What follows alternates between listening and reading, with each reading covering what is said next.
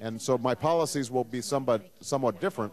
But I don't make any apologies for continuing the effort to prevent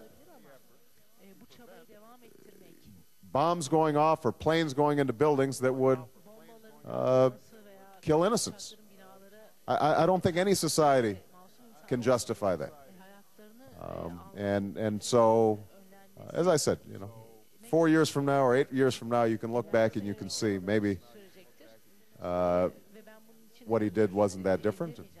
Hopefully, you'll come to the conclusion that what I did made progress. Okay.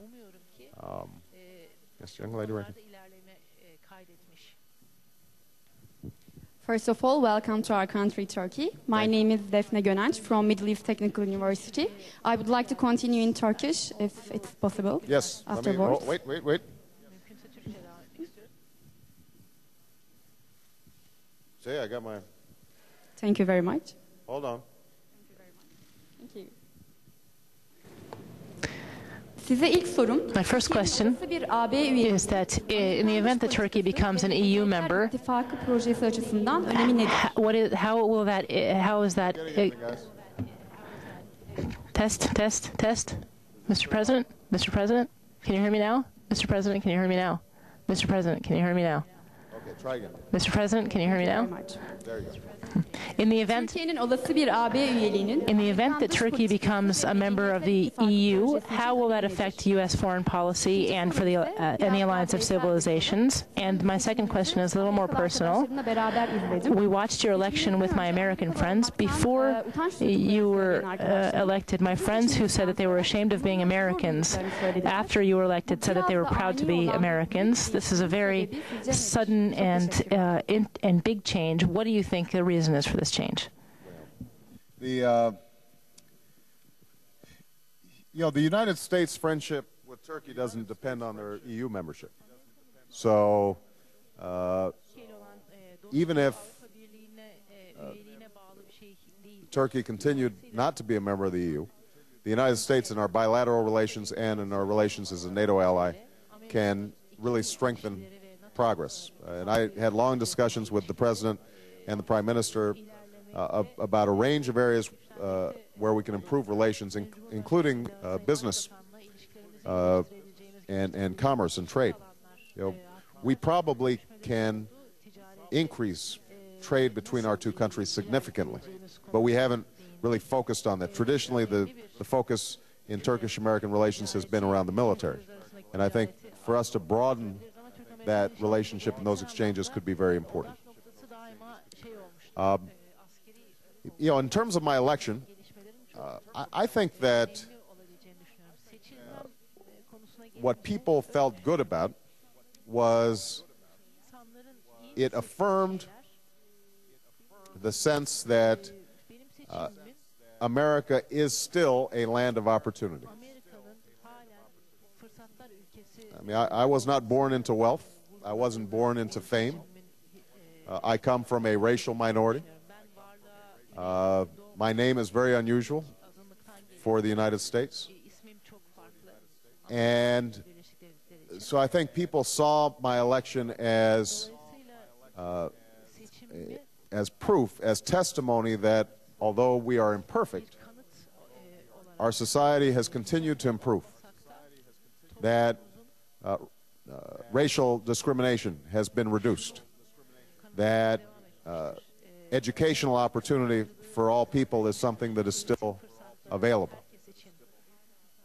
And I also think that people were encouraged that somebody like me who has a background of living overseas, who has Muslims in his family, that I might be able to help to build bridges with other parts of the world. The American people are very hopeful people. We're an optimistic people by nature. We believe that anything is possible if we put our minds to it. And that is one of the qualities of America that I think the world appreciates.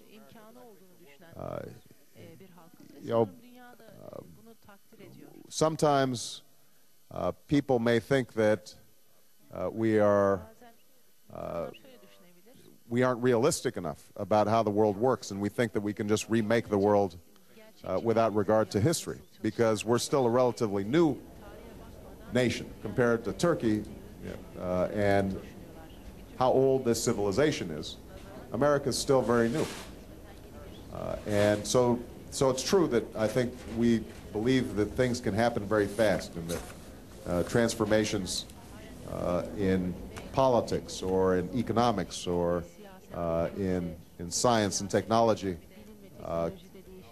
can make our lives better overnight. President Barack Obama there addressing a group of students in Istanbul, telling them that he was counting on them to build a peaceful and prosperous future, and that he is deeply committed to rebuilding a relationship between the United States and the Muslim world. He said that better communication between people could overcome mistrust. He's had a busy day so far in Istanbul. He met with Muslim, Jewish and Christian leaders.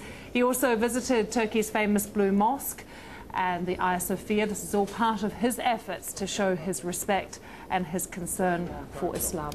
Taking questions from students, as we can see here now, saying that simple exchanges can bring down walls between people. He talked about the shared common humanity of people around the world. That is where we will leave now.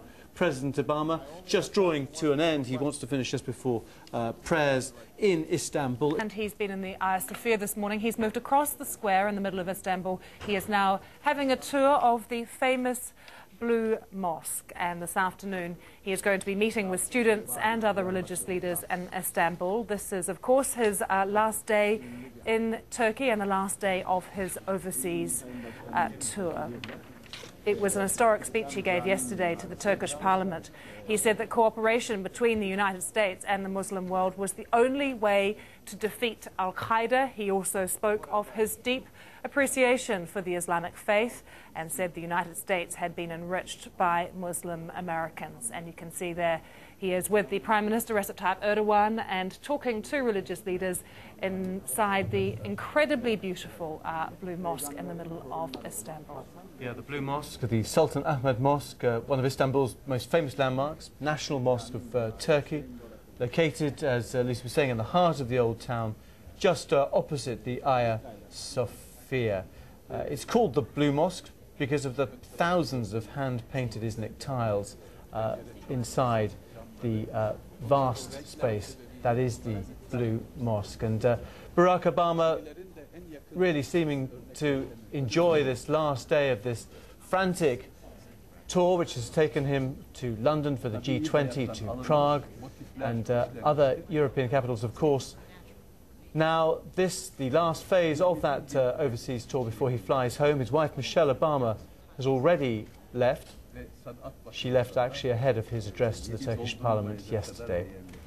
It's the most beautiful building, the Blue Mosque, actually, having been inside it, quite stunning. We're joined by our World Affairs correspondent, Adam Minot. Adam, they'll be calling this a success, this trip. Yes, I mean, he hasn't put a foot wrong, has he? He set off and did the economy while he was here in London. He then did nuclear disarmament. He's now talking to religious leaders. And I think although today in Turkey he's not meeting political leaders, he's not doing the official part of the tour, this is very much public diplomacy. And I think these images we're seeing here of him going round the Blue Mosque and, as you say earlier, at the Hagia Sophia, I mean, these will play very well to audiences in the Muslim world.